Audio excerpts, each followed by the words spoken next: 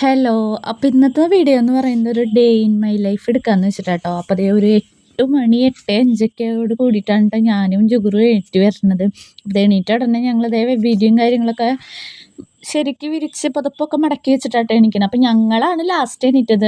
അച്ഛൻ നേരത്തോട് കൂടി പണിക്ക് പോയിട്ടുണ്ടായിരുന്നു. അമ്മയും അപ്പൂച്ചാനൊക്കെ എണീറ്റിട്ടുണ്ടായിരുന്നു. അപ്പൊ പുറത്ത് വന്ന് നോക്കിയപ്പോ നല്ലൊരു മഴ കഴിഞ്ഞിട്ട് നിക്കണ ഒരു അന്തരീക്ഷാട്ടോ ഈ കാണുന്നത്. അപ്പൊ ദേ കുറച്ച് നേരം ഇങ്ങനെ പുറത്തേക്കൊക്കെ ഇങ്ങനെ ഞങ്ങള് ഇങ്ങനെ നോക്കി നിന്നിട്ടാട്ടോ ഇങ്ങനെ നിക്കണത്.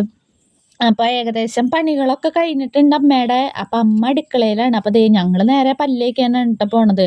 അപ്പൊ ദേ ചെന്ന് നോക്കിയപ്പോ അമ്മ പുട്ടുണ്ടാക്കാണ് കാലത്തേക്ക്. പുട്ടൊക്കെ അവിടെ റെഡി ആയിക്കൊണ്ടിരിക്കാ. അപ്പൊ ഞങ്ങള് നേരെ പോയി പല്ല് തേച്ച് കുളിക്കാന്ന് വെച്ചു. അപ്പൊ ഞാനും ജുഗറും ദേ മത്സരിച്ച് നിന്ന് പല്ല് തേക്കണിട്ടോ. ആരുടെയാ ഫസ്റ്റ് കഴിയാന്ന് പറഞ്ഞിട്ടാട്ടോ ഞങ്ങള് നിന്ന് പല്ല് തേക്കണത്. ദേ പല്ലൊക്കെ തേച്ച് കഴിഞ്ഞ് പിന്നെ ഞാൻ കയ്യോടെ കൂടെ ജുഗുറുവിനെ കുളിപ്പിച്ച് അമ്മേടേല് കൊടുത്തു. അപ്പൊ ദേ അമ്മ ഡ്രസ്സൊക്കെ മാറ്റിച്ച് കൊടുക്കുന്നുണ്ട്.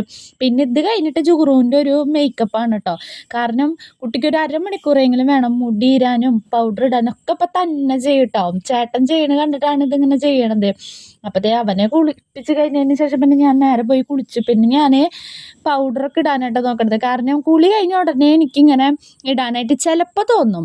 അത് ആ തോന്നുന്ന സമയത്ത് ചെയ്തില്ലെങ്കിൽ പിന്നെ ഞാൻ ഒന്നും ചെയ്യില്ലാട്ടോ. ധർമ്മക്കാരികളുടെ മാതിരിയാട്ടോ ഞാൻ വീട്ടിലിരിക്ക.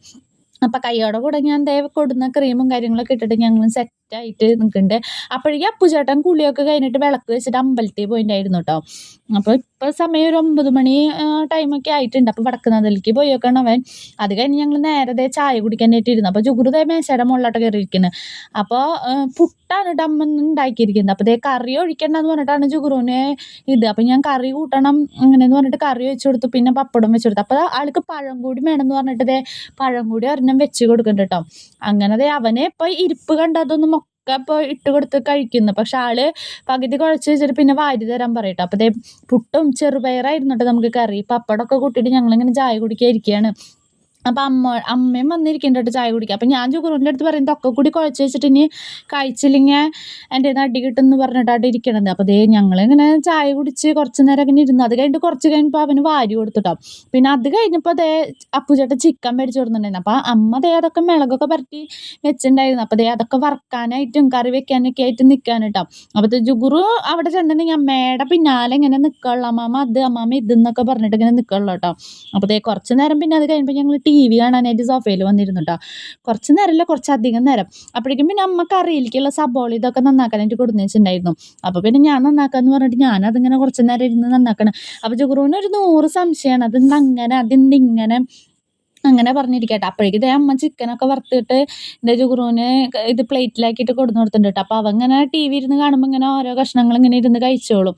പിന്നെ അതൊക്കെ കഴിഞ്ഞ് ഒരു 12 മണിയോട് കൂടിയിട്ട് നേരത്തോട് കൂടിയിട്ട് ജുഗുറുവിന് ഞാൻ ചോറ് കൊടുത്തു ട്ടോ. അവൻ കാലത്ത് പുട്ട് അധികം കഴിക്കാത്ത കാരണം വിശക്കണൂന്ന് പറഞ്ഞപ്പോ അമ്മ വേഗം കറിയൊക്കെ ആക്കി. അപ്പൊ ദേ അവനാണ് ഫസ്റ്റ് ഇങ്ങനെ ചോറ് കൊടുത്തേ. ചോറ് കൊടുത്ത് കഴിഞ്ഞിട്ടുണ്ടെങ്കിൽ പിന്നെ ആള് കിടന്നൊന്നും ഉറങ്ങില്ലാട്ടോ. അങ്ങനെ ഉറങ്ങണെങ്കിലൊക്കെ ഒരു ടൈമൊക്കെ ഉണ്ട് ഞങ്ങക്ക്.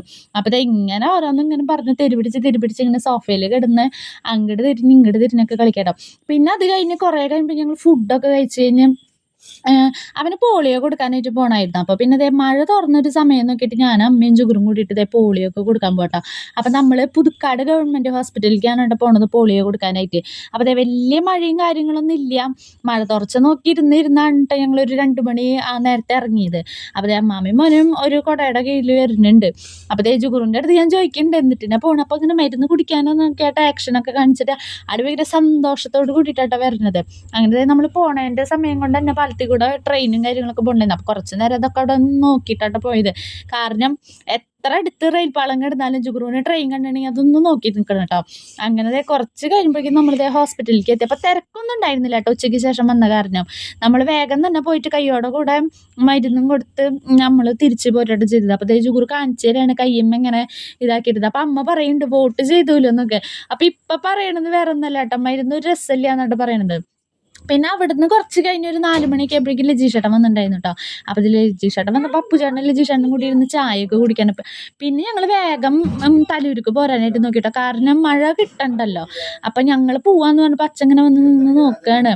അപ്പൊ ദേ അച്ഛന്റെ അടുത്ത് ഇപ്പൊ ജുഗുറു ചെന്ന് ചോദിക്കുന്നത് വേറൊന്നല്ല ട്ടോ. അവിടെ നമുക്ക് പട്ടികളുണ്ട് വീട്ടില്. അപ്പൊ അവര് അവരുടെ ബോർഡ് വെച്ചിട്ടുണ്ട്. അപ്പൊ ജുഗുറ് ഇപ്പൊ ഇത് ആദ്യമായിട്ടാണ് കാണുന്നത്. അപ്പൊ അതെന്താ അച്ചാച്ച ഇങ്ങനെ ഇതെന്താ അച്ചാച്ച ഇങ്ങനെ എന്ന് പറഞ്ഞിട്ടാണ് ഇത് ചോദിക്കുന്നത്. അപ്പൊ ദേ നമ്മള് നേരെ തലൂർക്ക് പോവാ പോവുകയാണ്. അപ്പോൾ നമ്മളിപ്പോൾ പോണത് ആമ്പല്ലൂർ മേൽപ്പാലത്തിൽ കൂടെ കേട്ടോ. പണി ഏകദേശമൊക്കെ കഴിഞ്ഞിട്ടുണ്ട്. അപ്പോൾ അതിൻ്റെ മുകളിൽ കൂടെ വണ്ടികൾ പോകണ കണ്ടപ്പോൾ ജുഗുറുവിന് അങ്ങനെ പോകണമെന്ന് പറഞ്ഞു കേട്ടോ. അപ്പോൾ ഇനി എന്തായാലും തലയെടുത്ത വിശേഷങ്ങളായിരിക്കും കേട്ടോ അടുത്ത വീഡിയോയിലൊക്കെ.